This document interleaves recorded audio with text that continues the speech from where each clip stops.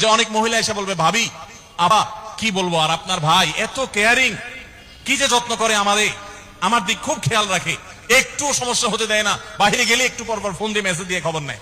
বুঝবেন যে সাক্ষাৎ শয়তান হাজির হয়ে গেছে। এই লোক হয়তো সৎ উদ্দেশ্যে বলছে, কিন্তু শয়তান তাকে দিয়ে বলাচ্ছে আপনাকে অশান্তিতে ফেলার জন্য। মনে রাখবেন, যারা নিজেদের তারিফ করে তারা হয়তো পজিটিভ মানুষ দেখে তারিফ করে, তাদের সংসারে এমন এমন অশান্তি হয় যেগুলো হয়তো আপনাদের হয় না, শুধুমাত্র শয়তান ওইগুলো আপনার সামনে হাজির করছে। খবরদার, ওইগুলো দেখে খুব সহজে একে অন্যের প্রতি জাজমেন্ট করতে যাবেন না। তাহলে দাম্পত্য জীবনে সুখ শান্তির জন্য অন্যের সুখের মিথ্যা গল্প শুনতে যাবেন না।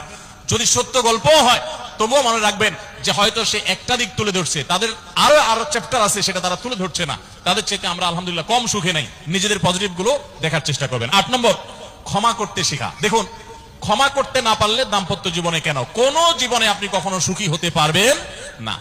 সবকিছুকে অনেক বড় করে দেখবেন না, অনেক কিছুকে ক্লোজ করবেন, ছোট করবেন, এবং মনে রাখবেন আল্লাহ তাআলা ক্ষমাশীলকে ভালোবাসেন। কোরআনে আল্লাহ তাআলা